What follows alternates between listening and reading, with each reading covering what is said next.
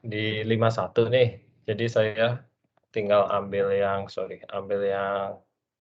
T berapa nih, T ke 51 gitu.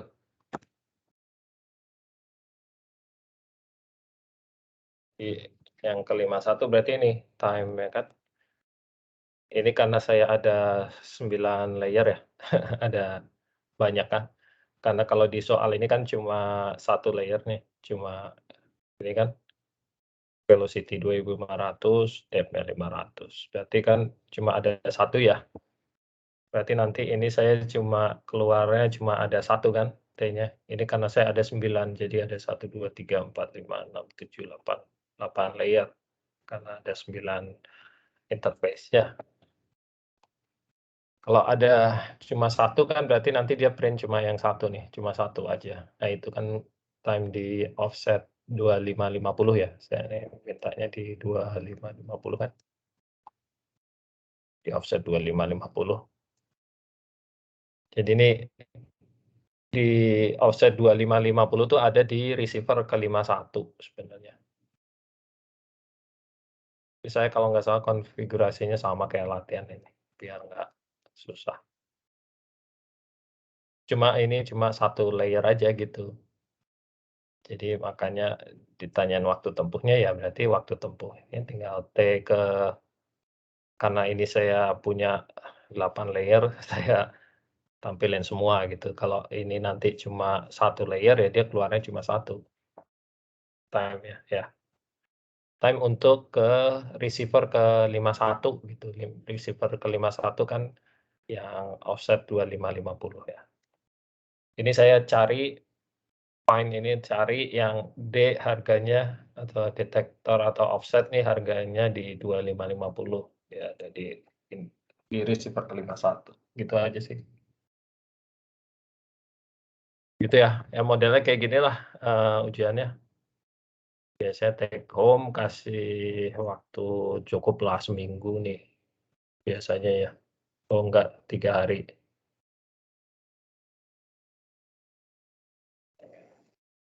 Gitu, oke. Contohnya ada di drive-nya itu ya, masih ada di drive-nya, contoh yang tahun lalu. Oke, ada pertanyaan nggak sejauh ini? Kalau nggak kita lanjutkan minggu lalu ya. Minggu lalu kita sudah sampai sini kan ya, ini udah ya, untuk 2 layer udah dicoba semua. Oh ya ini, kemarin saya, iseng coba untuk yang model yang kita pakai untuk latihan itu ya, yang sound model itu. Jadi saya bikin simulasi, eee, propagation-nya kurang lebih seperti ini ya. Jadi begitu dimasuk ke body ini ya, karena dia lebih cepat ya, dia, otomatis lebih lebih maju gitu ya, dan jadi apa, jadi cukup komplekslah, lubangnya. Karena tadinya yang layering biasa ini dia masih simpel, tapi gitu, ini kan dia lebih maju ya, karena lebih cepat dan mulai ada yang terpantulkan juga, nggak semuanya masuk. Kayak gitulah. Jadi lebih apa, menyebabkan kompleksitas ininya, dan karena selain kontras velocity juga geometri, geometrinya juga yang bentuknya agak-agak aneh gitu. Jadi di apa, di ujung-ujung atau di sini sebenarnya nih ada patahan-patahannya juga nih, ada patahannya gitu. Jadi di situ dia juga terdifraksikan jadi bentuknya kompleks gitu. Oke, nah yang ini udah ada yang sempat nyoba belum? Ini kita bikin 10 shot gather sih dari model ini ya, model yang ini tadi. Kita bikin, 10 shot gather, konfigurasinya kurang lebih kayak gini ya. Nanti ada kalau di laut ini namanya apa, streamer gitu ya, receiver-nya. trimmernya sampai 4,5 kilometer ditarik sama kapal di belakangnya.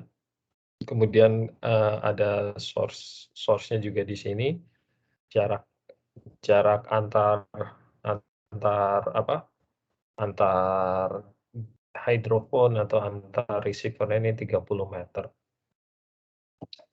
Which is agak renggang sih, tapi karena kita cuma mau coba-coba aja lah ya untuk latihan supaya running-nya nggak terlalu lama.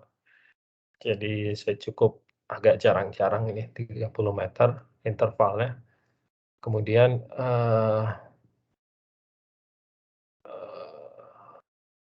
per interval 30 meter, shot intervalnya sendiri nggak ada ya di sini, kalau nggak salah 30 juga ya, saya lupa. Itu bisa dicek sih itu yang latihan 2C ya? Sorry 2, kok 2, latihan 3, ya 3, sorry 3D.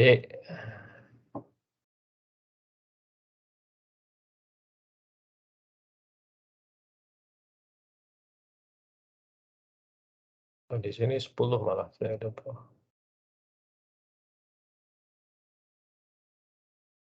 Ya, receiver.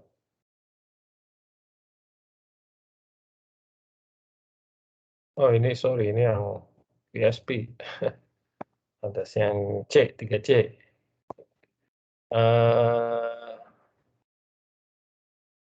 Jadi 4.500 setiap 30, ya.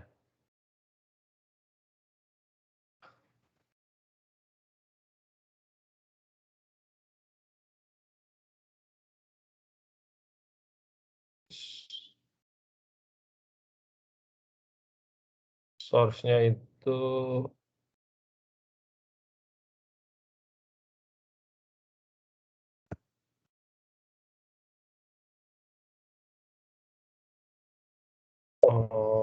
oh iya, ini berarti source-nya juga 30 lompat apa, increment-nya agak agak rapet-rapet juga.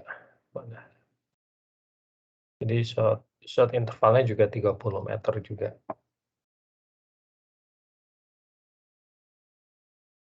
Jadi nanti ini, modelnya terus kita bikin 10 shot. Jadi, karena saya kasih 10 nih dia akan bikin 10 gather nanti ya. Jadi kurang lebih hasilnya ginilah. Kalian bisa run aja sekarang ini agak perlu sekitar 10 menitan lah ya, kurang lebih. Di-run aja, sambil nanti kita balik lagi ke sini kalau udah selesai. Nah ini baru, 104 detik ini dia untuk shot pertama nih. Jadi kalau saya punya 10 dikalikan 10 nih kurang lebih, jadi sekitar berapa, 1.000 detik ya, 1.000 detik tuh sekitar dibagi 60 berapa, ya sekitar 15 menitan lah ya.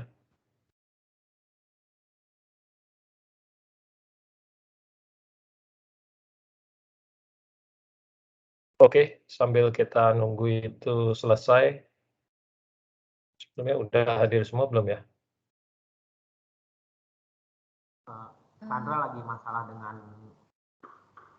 siapa? Gimana? Kenapa? Ada Pak Chandra, dia ada masalah dengan Teams-nya. Oh, lagi koneksinya problem. Ya. Oke, ya udah nggak apa-apa, nanti yang belum sempat atau yang baru join, kita, eee, rencana apa, UTS di 2 minggu lagi ya rencananya ya? Oke. Nah jadi nanti kurang lebih seperti inilah ya hasilnya. Karena kita cuma 10 gather ya paling cuma sampai, tahu saya ini cuma sampai sekitar dari sini sampai sini ya. aja kali ini. Pokoknya kecil banget lah.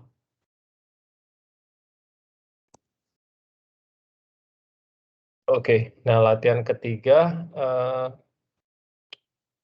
kita bikin konfigurasi untuk yang PSP nih. Jadi, receiver-nya ke arah vertikal ya, ditaruhnya, jadi nanti kita buat kayak gini nih. Ini ada banyak banget ya, idealnya apa, kenyataannya sih kalau VSP ya kita nggak sebanyak ini string-nya. Ini karena kita model aja, jadi terserah kita mau dikasih berapa berapa banyak. Kemudian, source-nya ada di sini nih, agak agak jarak ya, jadi apa ya, eee, offset VSP lah ya. Jadi itu kita akan coba, eee, kita akan coba simulasikan hasilnya seperti apa gitu ya. Jadi, nanti kurang lebih seperti ini hasilnya ya. Itu latihan yang berikutnya yang di D ya, 3D. Kita lihat ini sudah sampai mana progresnya, masih baru selesai satu shot nih saya. Jadi kalian ada yang lebih cepat? Rata-rata segini lah ya. Ya, baru satu. Gimana? Baru satu shot, Pak. Baru apa? Suara saya kecil banget ya, Pak? Iya, Oke. Baru getter nomor 1, Pak. Banyak. iya. Nggak apa, ditunggu aja, emang agak lama ini. Iya sama, Pak. Saya juga baru satu. Lama ya. Pak, tadi mau lihat apa receiver intervalnya di mana ya, Pak? Receiver sama shot intervalnya berapa interval ininya jarak? Untuk yang C ini, 3C. 3C. Ini, Mbak, ini, 30, ini grid slice-nya, tapi receiver-nya ini nih, X-nya dari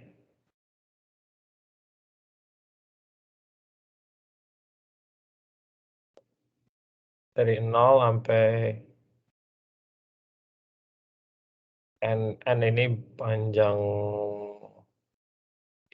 panjang modelnya ya, kolomnya di model, tapi setiap 30 kena DX. Jadi ya receiver-nya juga tiap 30 berarti.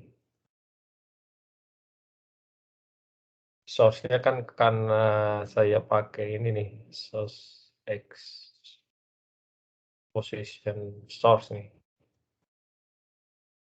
Ininya dikalikan DX juga berarti kali 30, ini kan I-nya increment tiap shot ya, ini shot pertama berarti posisi di X-nya di 1 kurangi 1 kan di 0 berarti kan. Kalau kalian mau geser shot-nya nggak 30, bisa aja nih nanti diganti jangan pakai DX gitu. Ya, misalkan katakan setiap setiap berapa, misalnya 150 gitu ya, nanti ininya 150. Jangan pakai DX, ini karena saya pakai 30 juga berarti, karena pakai DX di sini. Jadi sama receiver ya, increment-nya 4.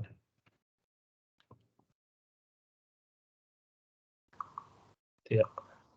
Ini masih baru yang kedua selesai.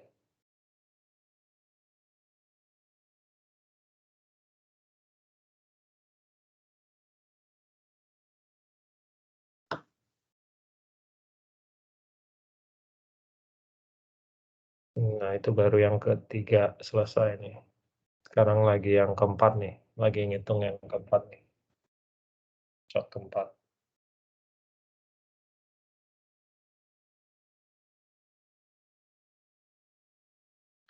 Oke, sambil itu berjalan kita lanjut dulu ini ya. Nah, kemudian selain kita bisa bikin apa, kelebihan dari pemodelan dengan apa, wave apa, extrapolation ini atau wave equation ini, selain kita bisa membuat wave propagation kayak gini ya, contohnya seperti ini. Kita juga bisa bikin macam-macam konfigurasi ya, seperti shot gather yang lagi kita running ini, seperti ini. Terus kita juga bisa bikin VSP seperti ini ya, konfigurasinya. Sebenarnya ini sama juga, pakai kayak yang ini, kayak yang 18, cuma ganti aja receiver-nya ke arah vertikal gitu. Salah satu kelebihannya lagi kita bisa bikin yang namanya, exploding reflector model gitu. Jadi seolah-olah kita, mmm,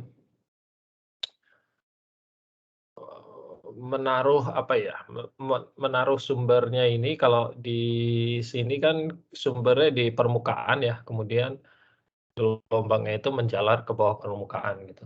Tapi bisa juga kita seolah-olah menaruh sumbernya itu di bidang batas, antar antar layer-nya ini.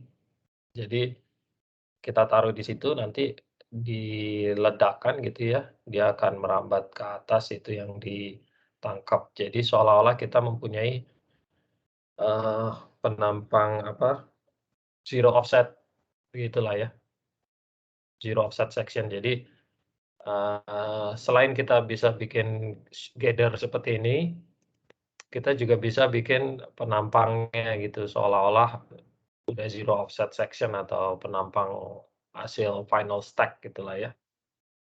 Itu nanti dengan konsep exploding reflector. Jadi sesuai namanya exploding reflector berarti yang meledak adalah, reflektor-reflektor di bawah permukaan ini. Jadi bukan sumbernya nggak kita taruh di permukaan seperti ini, tapi sumbernya kita taruh di posisi reflektor-reflektornya ini, kemudian, itu yang menjadi sumbernya gitu loh. Gitulah kurang lebih ya. Eee, ini yang exploding reflektor ya. Jadi kita, eee, kita pakai model yang sama lagi ya, yang model ini tadi nih, yang selalu kita pakai ke mana-mana. Kemudian, eee, kita akan buat seolah-olah sumbernya ada di posisi reflektor-reflektornya, kemudian kita, ledakan gitulah ya. Jadi kita mendapatkan penampang zero offset atau penampang seperti stack section gitulah ya. Ini hasilnya nanti yang di kanan ini ya. Ini sebenarnya kita juga udah punya ini, sintetik, eee, zero offset sintetiknya dari atau, eee, stack section-nya di data, di folder data, jadi kalian bisa tampilkan sendiri juga, namanya ini ya, data.la.sqy. Jadi kalau kita bandingkan ya mirip-mirip lah ya, kurang lebih. Cuma memang ada beda sedikit karena saya nggak tahu ini, wavelet-nya pakai apa. Saya pakai, apa, wavelet ini, Ormsby filter ini, jadi pakai 4 frekuensi, terus sama zero phase. Kalian bisa coba-coba nanti kalau mau pakai wavelet yang lain, Richter misalnya. Itu ini yang latihan 3E ya, yang di 3E. Yang ini masih belum selesai, baru selesai gather keempat. Oke, itu yang E ini. Jadi untuk ininya ini pakai explode ini ya, berarti kita bikin exploding reflector.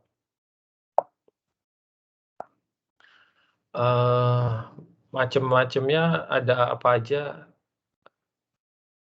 kayaknya kalau kalian buka ini kan saya masih running jadi nggak bisa ini ya, kalau buka ke folder-nya situ, di cruise-nya itu bisa lihat di sini ya.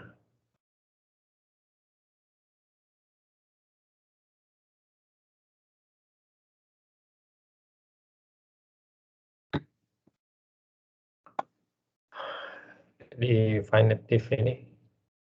Nah ini ada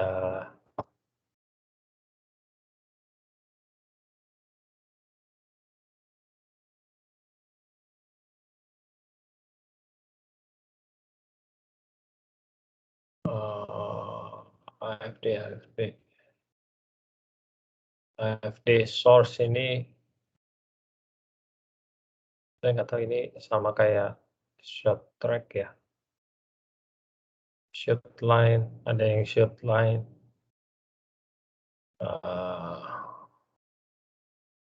Source ini file create untuk bikin velocity model kayaknya. Saya belum pernah coba juga. Ini kayak di call aja gitu ya Pak, udah ada modelnya gitu ya? Iya, Script-nya. nanti tinggal saya bisa pakai ini, sebentar. Kalau kita help native, nanti keluar ininya, apa, isinya tadi, isi folder-nya itu.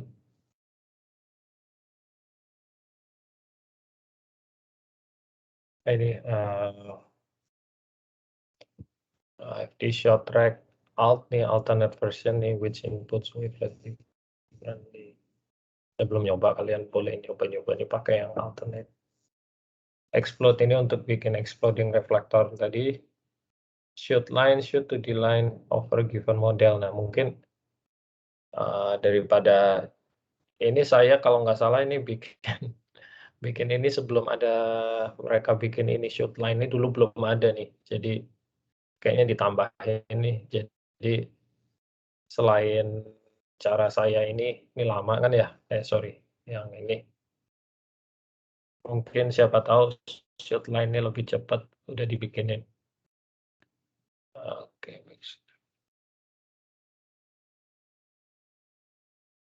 saya belum pernah nyoba juga yang ini.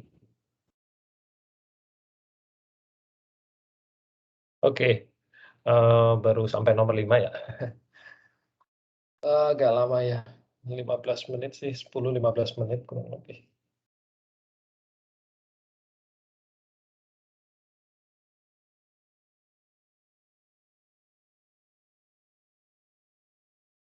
Baru setengah jalan nih, baru 6 selesai. Oke, sambil nunggu itu selesai, ini aja dulu nih. Nah, sebenarnya berguna nggak sih ya, tergantung juga. Jadi waktu itu kebetulan kita mau ini ya, run VSP sebenarnya. Jadi waktu itu diminta untuk menentukan desainnya apa, offset maksimumnya berapa dari posisi lubang sumur kayak gitu. Jadi targetnya waktu itu memang untuk ini sih, kita mau konfirmasi struktur ke arah fault ini sebenarnya. Ini ada fault yang throw-nya besar gitulah ya, sekitar 6.000-an feet sampai 6.000-an feet nih yang karena yang bawah ya, karena dia growth fault gitu ya. Makin ke bawah throw-nya bisa sampai 6.000-an feet. Nah, kita kalau berdasarkan interpretasi seismik, survei seismik gitu ya, ini ada struktur dekat fault ini dia 4-way gitu loh, 4-way deep. Cuma kita tahu kalau ada suatu struktur patahan gitulah ya, terutama apalagi yang throw-nya besar gitu, pasti kita ada yang namanya, fault shadow gitulah ya, fault shadow effect. Di mana, struktur di sebelah di upthrown-nya ini dia akan tertarik ke bawah gitulah ya. Karena kontras velocity-nya kan jadi sangat besar ya antara up dan down throw ini. Jadi kita expect untuk di posisi upthrown-nya ini dia pasti akan tertarik ke bawah gitulah ya, karena ada contrast velocity. Sedangkan yang di down thrown-nya dia akan, apa, ketarik ke atas gitu, karena efek fault shadow lah ya, yang dinamakan fault shadow effect. Kalau ada banyak fault shadow. Contohnya nggak? Saya punya contoh. Nah, kayak ginilah ya. Jadi strukturnya itu terdistorsi karena, kontras velocity yang cukup besar antara hanging wall dan footwall-nya gitulah ya. Di SEG.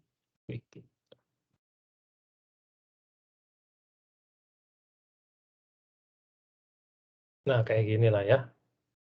Jadi karena ada kontras velocity yang tinggi gitu, di sininya kita jadi, ada pull up kemudian push down gitulah ya.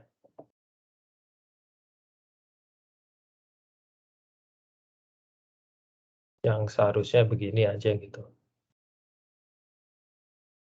Oke, nah kembali ke sini jadi kita diminta seandainya kita run VSP apakah kira-kira bisa membantu interpretasi struktur di arah fault ini gitulah ya. Jadi akhirnya didesainlah, oke kita run VSP, receiver-nya itu di yang merah ini ya, sepanjang borehole ini, borehole-nya sendiri, desainnya nggak vertikal ya, tapi agak deviated ya. Mungkin deviated banget nih karena ini kayaknya kompresor ya, sekitar 40 degree inclination-nya. Jadi kita pasang receiver di sini, kemudian kita run, offset VSP gitulah ya kira-kira, apakah bisa offset sejauh apa yang bisa mendapatkan gambar yang optimum untuk di sini. Jadi kita run untuk, berbagai macam offset gitu ya.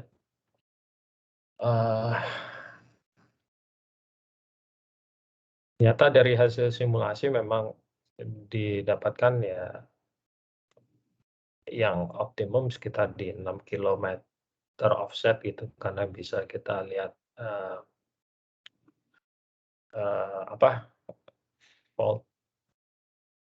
fault-nya gitulah ya. Kalau ini di sini karena dia belum terlalu jauh, jadi selisih antara walaupun kita lihat mulai kelihatan ininya perbedaan ininya antara up dan down thrown-nya, tapi belum terlalu jelas gitu. Jadi belum terlalu kelihatan seolah-olah kayak nyambung, hanya dia terbengkokkan sedikit gitu. Karena ini jaraknya nggak begitu jauh sih ini ke ke fault-nya ini. Saya lupa cuma sekitar 2 kiloan gitu kalau nggak salah. Oke ya, kalau yang ini sudah terlalu jauh lah ya. Kita juga kalau sampai memperhitungkan operation kan rencananya sih sebenarnya kita running-nya walk away bukan offset. Jadi Kalau away itu kan ya tergantung, source-nya harus gerak sejauh mana gitu, makin jauh kan ya operation-nya makin lama dan makin apa, cost-nya makin besar lah ya, karena kapalnya harus berlayar lebih jauh gitu, source boat-nya. Jadi dari sini ya kita tentukan yang optimum sekitar 6 kilometer gitulah kurang lebih. Ya itu aja sih kira-kira kurang lebih yang bisa di saya share sebentar. Kita udah sampai mana ini? Sudah sampai di agenda nomor 8. Jadi ya waktu itu ini saya run pakai ini sih emang pakai pakai Octave ini, pakai finite difference ini. Karena ya kebetulan waktu itu sebenarnya ini kita seandainya kita apa, mau run VSP biasanya service provider-nya ini mereka menyediakan layanan untuk apa, modeling-nya lah ya sebelum sebelum syuting-nya ini mereka akan run modeling untuk, konfirmasi acquisition parameternya nantinya gitu. Cuma memang waktu itu ini pada saat kita mau mengusulkan ini kita kontraknya belum ada jadi ya terpaksa dikerjakan sendiri gitu. Tapi setelah ada kontrak in place ya kita minta untuk apa, service provider-nya me-run juga gitu. Dan kebetulan trajektori sumurnya juga berubah gitu, nggak seperti ini lagi. Posisi sumur, surface position-nya berubah ganti, nggak seperti ini lagi. Oke itu, ya kira-kira ada pertanyaan sejauh ini? Atau ada yang udah selesai ininya? Masih Sudah. running semua ya? Silakan, Sudah Pak. selesai. Sudah, Pak. Sudah selesai? Ya, sudah. Silakan, Pak. Komputernya kenceng nih kalau yang udah selesai. Jadi kalau mau beli laptop apa beli apa, coba running ini dulu lah. Pilih yang running time-nya paling cepat.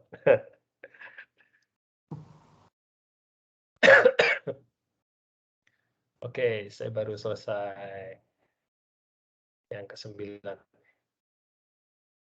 Nomor 9. Oke, sambil nunggu selesai kita lanjut aja ya. Kalau nggak ada pertanyaan sejauh ini. Ada pertanyaan nggak?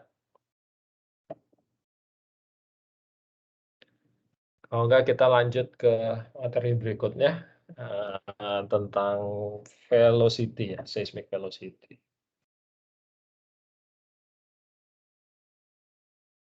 Nah, kemarin kita kan membuat model dengan memberikan velocity model gitulah ya untuk melakukan ray tracing atau pakai apa wave equation ini. Nah, sejauh ini model-model yang kita berikan semuanya kan velocity-nya konstan ya dalam paling nggak dalam satu layer gitu ya. Kalau kita punya layer velocity seperti ini.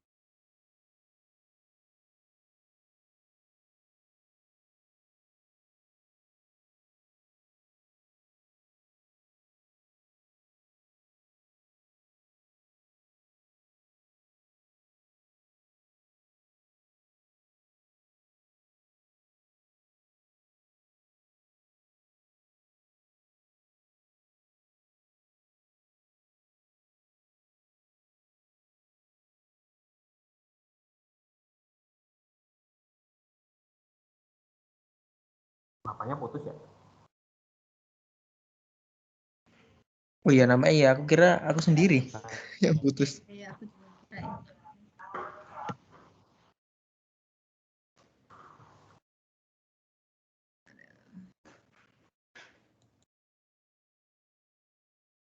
Teams ini lebih berat loh daripada Zoom itu sebenarnya.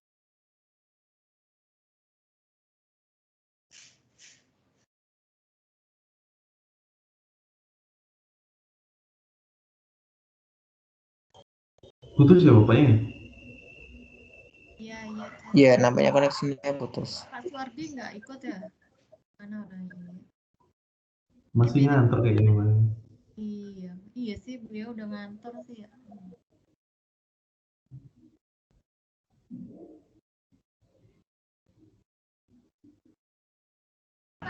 Mungkin kalau mau yang makul ini bisa di reschedule sih. Jam 5 gitu misalkan. Masa ini kan, Mas? Apa? Geokiminya nggak sih nanti? Ada itu Iya, nanti ada. dosennya baru ya yang nanti itu ya siapa ya?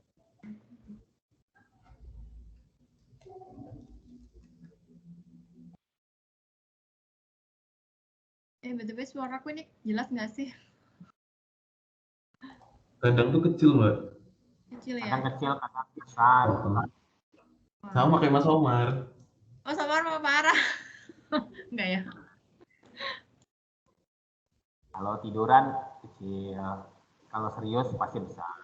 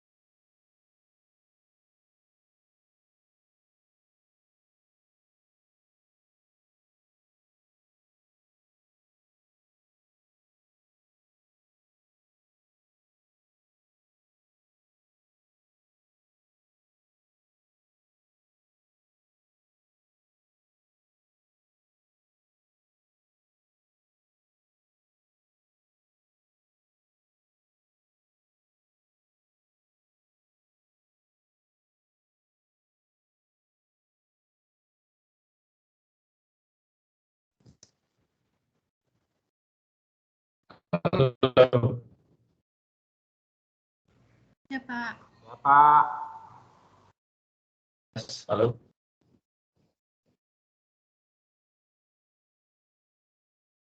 Halo, tes. Halo. Iya Pak. Iya Pak. tes Pak, ya Pak, kedengeran Pak. Jelas, Pak. Halo. Bisa kedengaran? Sudah, Pak. Mas Umar nggak usah teriak. Oke. Umar.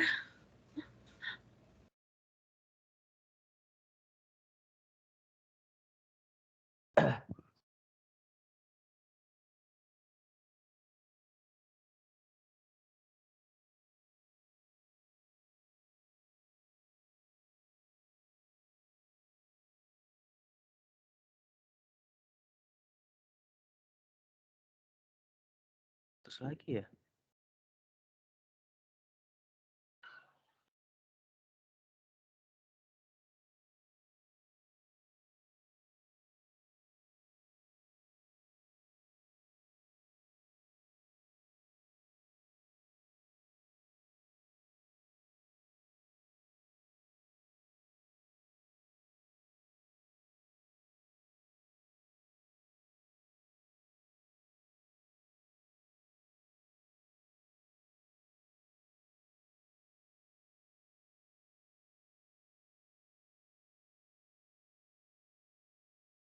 Kok bapaknya hilang lagi? Koneksinya kayaknya, Mas. Koneksinya IndiHome kali ya. Aku juga IndiHome sih. Kalau Oktav itu dia makan internet nggak sih? Enggak ya?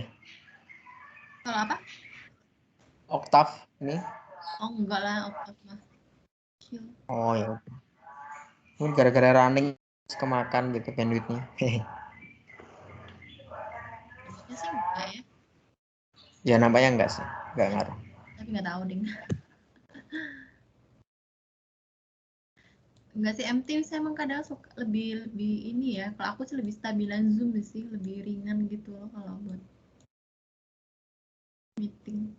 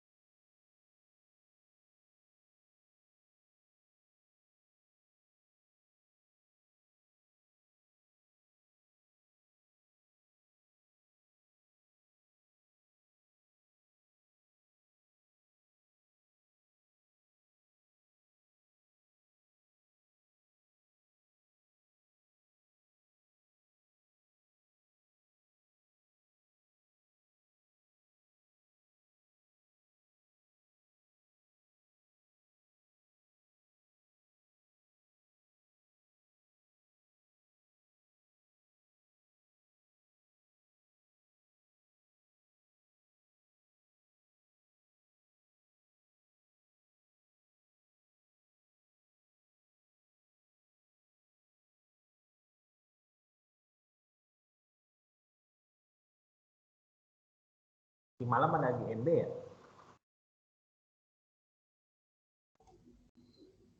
Ada mas, ada mas. Selamat Nginep pulang kantor lagi. kan mas?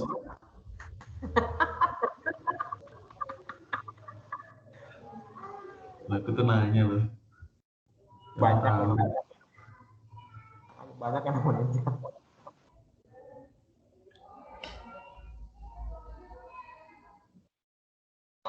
Ini Mas Omar di kantor atau gimana? Kantor Mas Joko. Sampai malam berarti Mas itu nggak ditutup apa itu?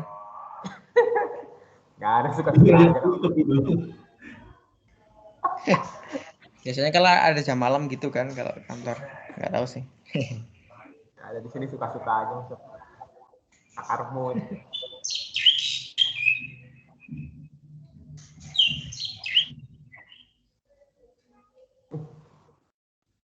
Kan burung apa nih kan? Bukan aku mas, itu mas Cokro tuh. Ini jala kok. Jala uren. Ah. Nice. Jala uren. Mas Cokro mah enak ya di Jogja. Punya rumahnya di sini ya, Mbak. Ya gimana lagi?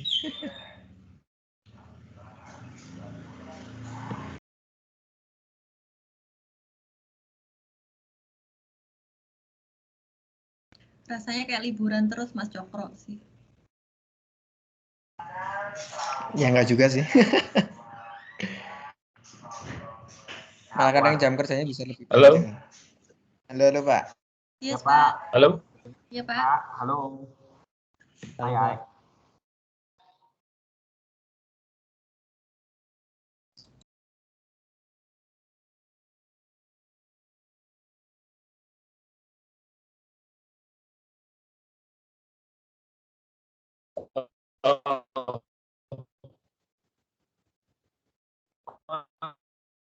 Maaf, sebentar ada gangguan. Aduh, internet saya mati lagi. Oke, sebentar ya. Ya, Pak. Oke. Saya share lagi sebentar. Bisa? Halo? Tes. Ya, Pak. Kedengeran Halo? tapi putus, Pak. Iya, Pak.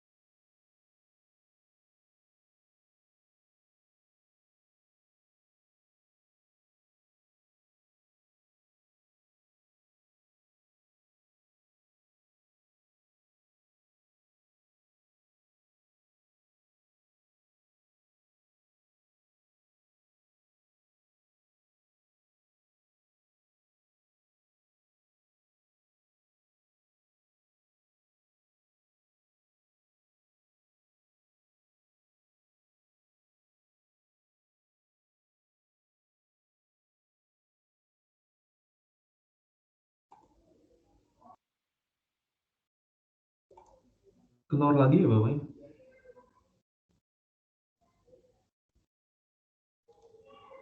Iya. Karena aku udah pelan-pelan mau ngomongnya. Apa sih mas? Mas Omar tuh nggak usah ngegas mas.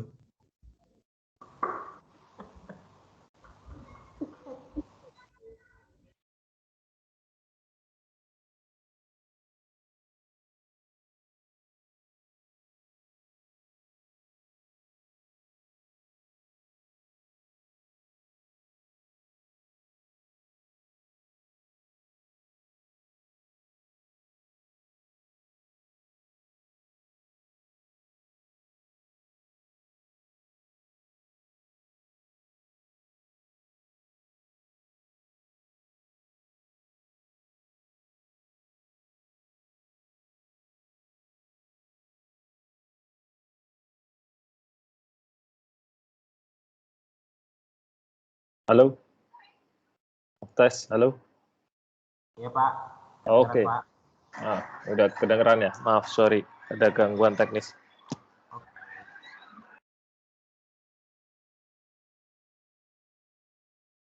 Oke, sebentar. Saya ganti laptop juga ini. Sebentar, saya buka dulu ya. Saya share lagi coba. Tadi udah selesai ya? Saya tadi pun di laptop saya yang satunya udah selesai sih. Intinya. Sebentar. Kita ini. Coba share dulu sih. Tadi kalau yang lain udah selesai ya apa-apa.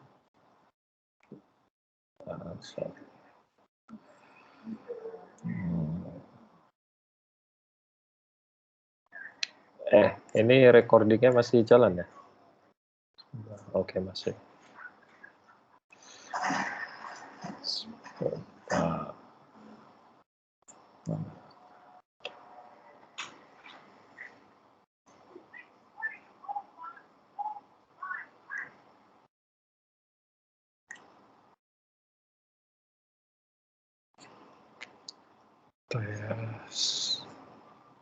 Saya tutup aja dulu.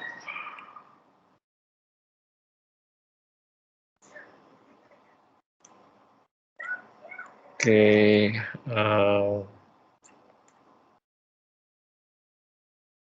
kita tadi sampai sini.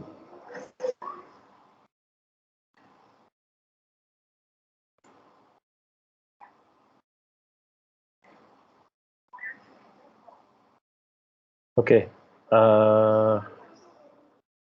ya. Jadi kemarin kita sudah bikin model selalu constant velocity atau constant, paling enggak dalam layer, di dalam satu layer itu velocity-nya konstan lah modelnya ya.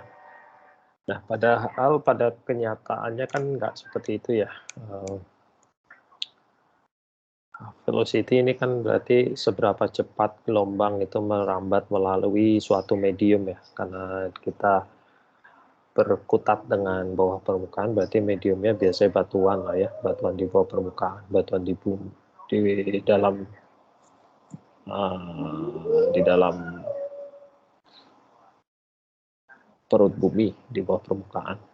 Nah, tapi secara kenyataan atau realitinya kan velocity-nya itu tidak konstan ya, tapi dia berubah-ubah tergantung arah dan heterogenitas dari mediumnya ya. Biasanya kita asumsikan dia bervariasi terhadap arah X atau arah lateral X, arah Y, dan arah vertikal atau arah Z. Ini yang paling sederhana karena kita anggap ini 3 dimensi gitulah ya. Nah, seandainya velocity-nya memang tergantung arah, berarti kan bisa dikatakan velocity itu sebenarnya bersifat tidak mungkin, bersifat anisotropik kalau dia mempunyai preferensi arah tertentu. Nah, contohnya velocity ini tergantung komponen mineral, biasanya komponen mineral penyusun dari batuannya atau komponen materi penyusun batuannya ya. Kalau kita ukur di laboratorium biasanya bervariasi ini ya, tergantung jenis batuan yang kita pakai untuk pengukuran. Tapi selain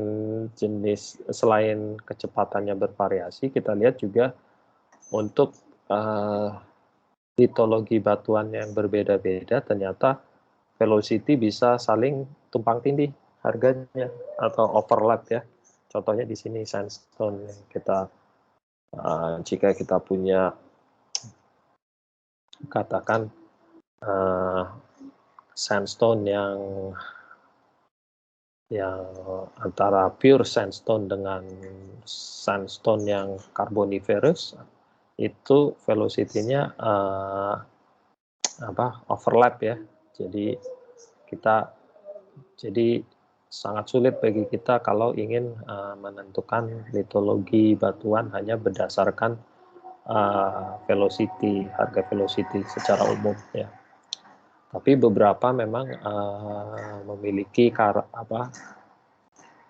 karakter velocity yang jauh berbeda, terutama misalnya di karbonat ya. Secara umum karbonat itu velocity-nya lebih tinggi dibanding batuan sedimen yang lain. Itu biasanya, tapi sekali lagi karbonat ini biasanya lebih kompleks ya, tergantung bagaimana diagenesanya, bagaimana proses pembentukan si karbonat itu, apakah dia terbentuk di situ atau dia ditransportasikan juga sangat mempengaruhi dari kualitas karbonat yang pada akhirnya mempengaruhi velocity di dium itu sendiri ya, di karbonat sendiri. Nah, selain harga velocity yang berbeda-beda, biasanya jenisnya pun ada bermacam-macam juga ya, yang biasa kita kenali atau kita gunakan di dalam pengukuran untuk di bawah permukaan. Jenis-jenisnya juga ada bermacam-macam. Ada yang biasanya disebut instantaneous velocity. Ya, biasanya ini terkait dengan kecepatan gelombang, berkaitan dengan kecepatan gelombang yang merambat di medium atau di dalam bumi. Ada juga kita sering dengar namanya average velocity. Utamanya ini intinya dia adalah velocity antara suatu kedalaman tertentu dibagi dengan waktu tempuh vertikal dari permukaan ke kedalaman tersebut. Gitu. Jadi biasanya ini dipakai untuk kita melakukan time depth conversion, karena biasanya dari surface ke kedalaman tertentu kita memakai velocity average biasanya. Ada juga velocity rata-rata atau mean velocity. Biasanya ini hanya persamaan matematis gitu. Jadi mathematical average dari instantaneous velocity over travel time. Jadi jarang dipakai untuk pengukuran fisis sebenarnya mean velocity ini. Nah, yang umum juga digunakan, kita sering dengar namanya RMS velocity. Ini yang lebih sering dipakai daripada mean velocity. RMS seperti namanya berarti adalah kecepatan rata-rata akar kecepatan rata-rata kuadrat, gitu ya. Nah, satu lagi yang sering kita dengar atau kita gunakan adalah interval velocity. Interval velocity ini adalah kecepatan rata-rata yang antara interval tertentu. Biasanya intervalnya cukup rapat lah ya. Kalau terlalu lebar, biasanya baru dipakai yang average velocity ini. Makanya pada saat kita melakukan check shot atau apa gitu ya, karena receiver intervalnya cukup jauh-jauh, jadi biasanya ya dianggap sebagai average velocity gitu. Tapi kalau sonic, karena dia lebih rapat, interval receivernya dia biasanya dikategorikan sebagai interval velocity ya. Nah, ini contoh-contohnya kapan kita memakai instantaneous atau interval velocity. Ya, contohnya sonic clock karena rapat ya, instantaneous velocity seperti itu. dia bisa dianggap sebagai instantaneous karena rapat-rapat receivernya, check shot ini karena dia intervalnya relatif lebih renggang, jadi bisa dianggap sebagai interval velocity diantaranya. Tapi kalau dari surface-nya kita anggap sebagai average ya. Nah, pada saat kita melakukan seismic processing ya, biasanya dilakukan sebelum data itu kita stack, kita lakukan time migration. Biasanya kita memakai velocity RMS ya untuk time migration ini. Tapi untuk depth migration biasanya kita gunakan velocity model dalam interval. Untuk time depth conversion nantinya kita bisa pakai average velocity ya, karena diambil dari surface ya. Nah, ini kurang lebihnya. Coba kita cek yang tadi sudah selesai belum running ya.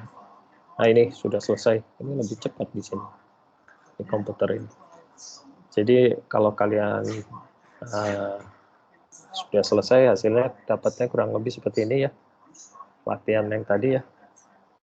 Keluar semua seperti ini gambarnya, atau ada yang bermasalah? Keluar tapi warnanya beda, Pak. Warnanya beda. Ya. Oke, aman ya berarti. Untuk latihan berikutnya yang VSP ini konfigurasinya, jadi kita punya 5 lapis, 6 interval, 6 layer, 5 interface gitu ya. Kemudian receiver kita taruh arah vertikal nih, jadi di Z-nya nih, jadi dari 140 sampai 620 setiap 10 meter. Kemudian kita konvolusikan.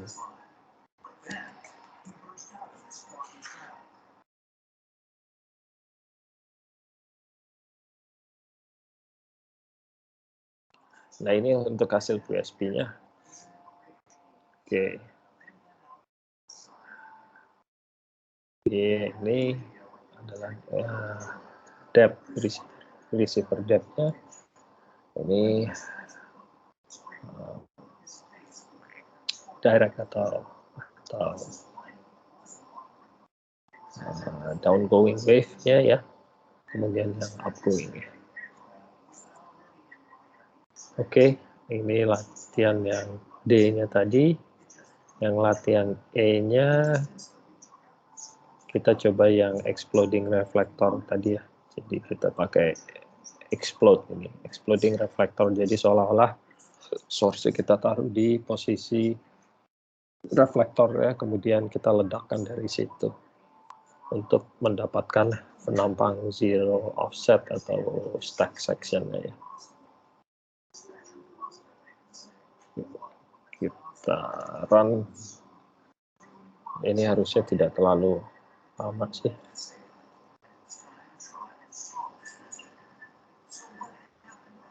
Udah coba semua ya? Bisa semua kan ya? Bisa jalan semua ya?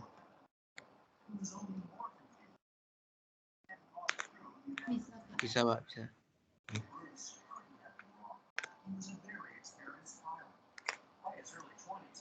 Oke.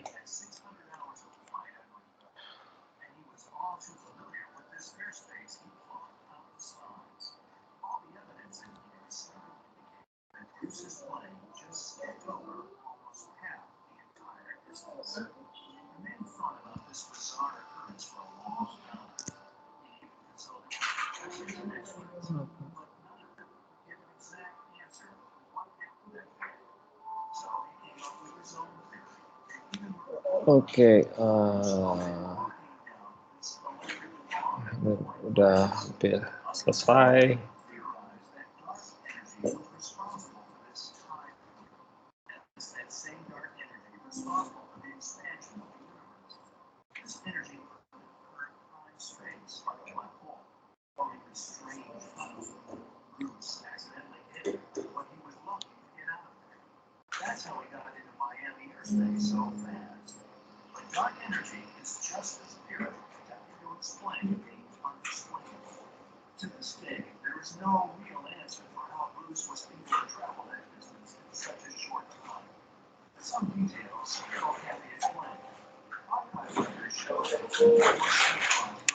Oke, sambil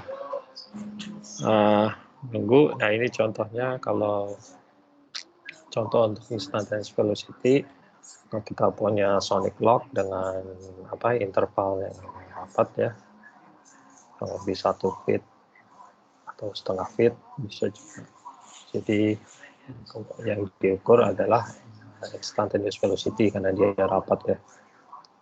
Kemudian untuk interval velocity, kalau kita run check shot karena receivernya lebih jarang-jarang dibanding sonic tadi, biasanya yang kita ukur adalah interval velocity, yaitu dari interval tertentu ya ke kedalaman tertentu.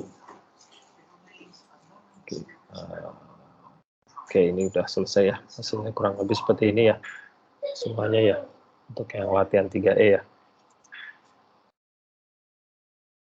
Jadi kayak seolah-olah kita stack sectionnya lah ya dari model yang velocity model yang sound model tadi ya.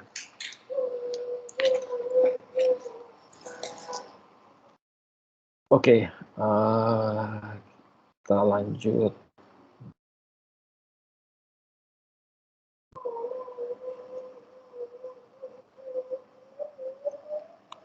Nah,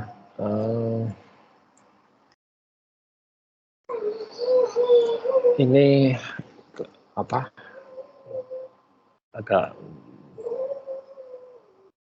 ada intermezzo dikit lah ya. Jadi kenapa kita perlu melakukan check shot correction, koreksi check shot?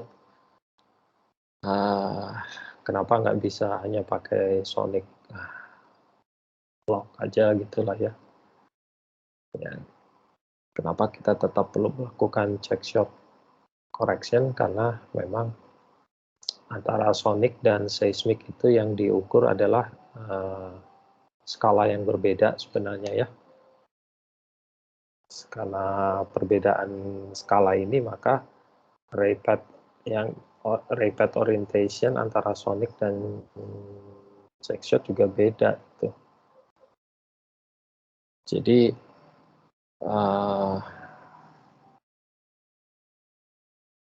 perbedaan antara check shot dan sonic block itu kayak misalnya contohnya di sini gitulah ya. Nah, ini yang biru adalah check shot-nya, yang hitam adalah sonic yang sebelum dikoreksi. Kalau kita lihat ada perbedaan yang cukup jauh gitulah ya, cukup signifikan antara sonic velocity dan check shot. Nah, ini yang dinamakan drift gitulah ya. Kalau pernah mendengar ada drift, itu akibat karena yang diukur adalah orientasi yang berbeda antara sonic dan check shot. Check shot ini lebih dekat ke surface seismic, jadi makanya kita perlu koreksi drift kayak gini dengan melakukan check shot correction. Jadi setelah kita koreksin, itu adalah sonicnya adalah yang merah ini. Setelah kita lakukan check shot correction, jadi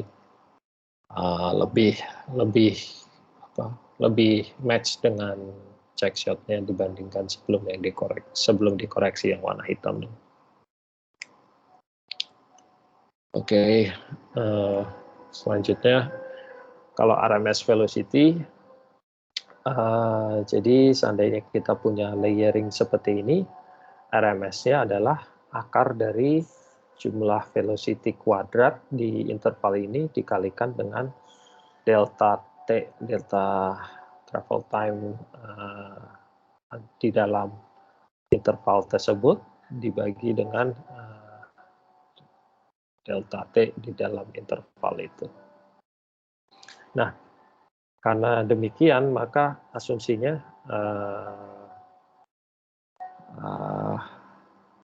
travel time untuk perhitungan travel time menggunakan RMS velocity, asumsinya adalah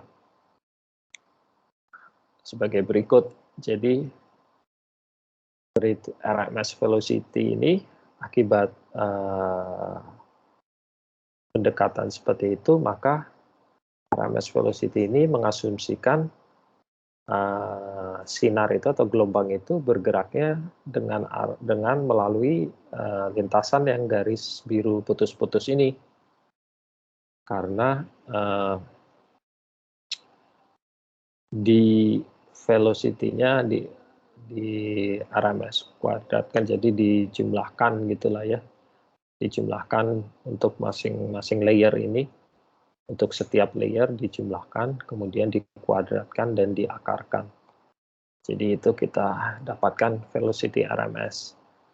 Nah itu asumsinya adalah gelombang itu menjalar melalui lintasan biru ini. Jadi semua layer yang banyak ini dianggap sebagai satu layer, single layer dengan kecepatan VRMS.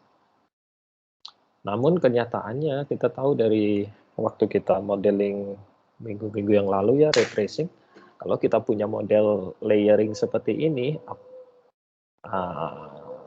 ray path-nya itu tidak akan bergerak lurus, tapi dia melengkung begini ya.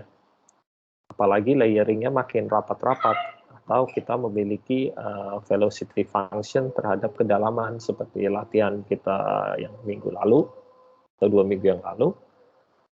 Ray path-nya tidak akan lurus, tapi dia akan melengkung, begitu kan ya? Masih ingat kan ya? Ray path-nya akan melengkung sampai nanti dia mencapai sudut turning point yang akan terrefraksi kemudian membalik ke atas. Nah, karena perbedaan ini, maka kita bisa memakai RMS velocity ini hanya jika kita memiliki kasus yang bagaimana.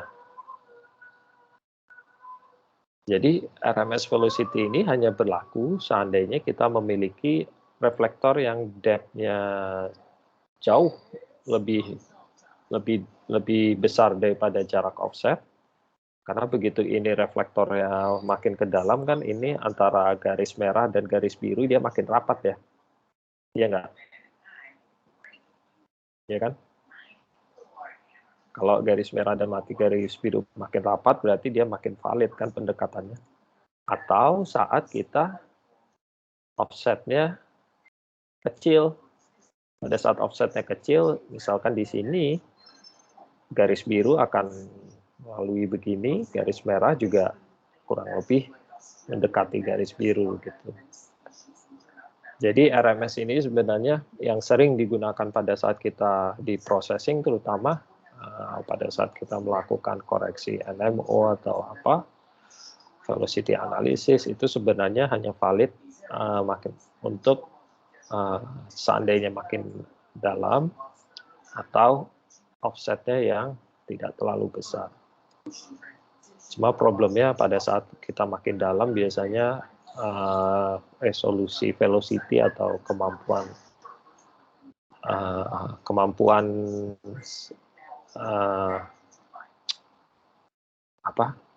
resolusi kita karena keterbatasan offset biasanya makin dalam makin jelek lah ya.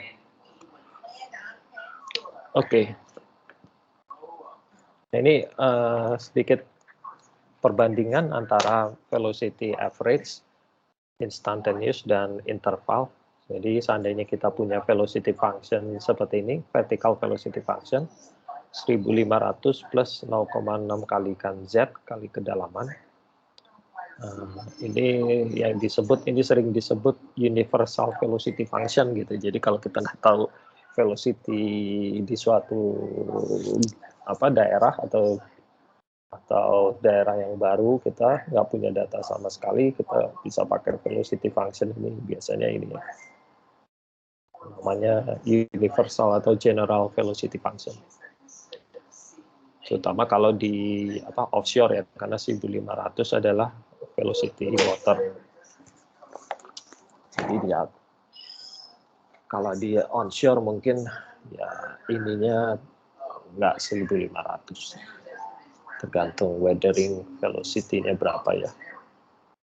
Nah, seandainya kita punya velocity function seperti berikut, kita bisa plotkan antara instantaneous velocity yang biru ini dengan interval velocity yang hitam stepping ini, yang kotak-kotak hitam ini, dan average velocity adalah yang merah ini. Ya. Secara umum average velocity ini selalu lebih slow trennya dibanding interval ataupun instantaneous velocity.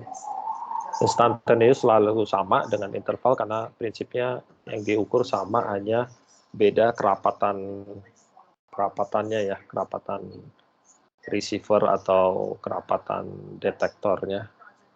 Karena check shot biasanya lebih renggang-renggang, maka dia stepping kayak gini karena antara ini dan ini dianggap velocity sama. Tapi kalau semakin rapat intervalnya kita pasang, dia makin mendekati yang biru ini. Ya. Kurang lebih seperti itu. Nah, sekarang kita akan ke well tie, tapi kayaknya ini agak panjang, jadi kemungkinan saya stop di sini dulu karena saya ada keperluan lain ya. Jadi ini mungkin akan kita cover minggu depan ya. Mungkin minggu depan kita akan extend sedikit ya pertemuannya, untuk paling enggak nanti UTS-nya kita bisa sampai masuk ke velocity ini, sampai materinya. Ada pertanyaan nggak sejauh ini?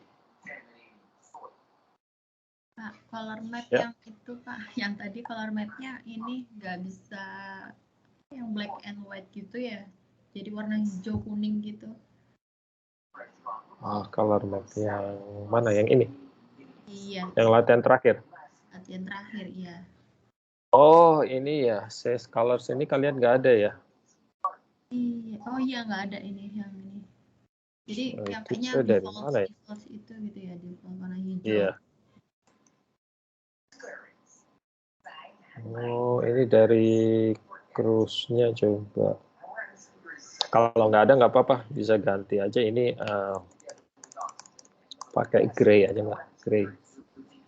Gray nanti juga hitam putih kayak tadi. Gray scale. Kalau Says Colors itu nggak ada. Harusnya ada sih ya, ini dari cruise ya, tapi mungkin kayaknya udah di, atau ini udah dibuang, ini saya copy lagi gitu dari yang lain. Pakai gray aja kalau nggak ada, Mbak, diganti gray. Ini sama harusnya. Oke, ada lagi pertanyaan? Nggak ada. Kalau nggak ada, kita akhiri dulu. Minggu depan kalau kita agak extend sampai agak malaman nggak apa-apa ya. Saya berharap UTS-nya paling nggak kita udah sampai yang velocity ini sih. Jadi mungkin sampai agak 6:30-an gitu. Nggak apa-apa Pak. Oke. Jam 7 ada geologi minyak sih, tapi ya jam 7. Oke, ya udah kita sebelum itulah. 6:30 kita akhiri. Oke, kalau nggak ada pertanyaan lagi, saya akhiri dulu sampai di sini.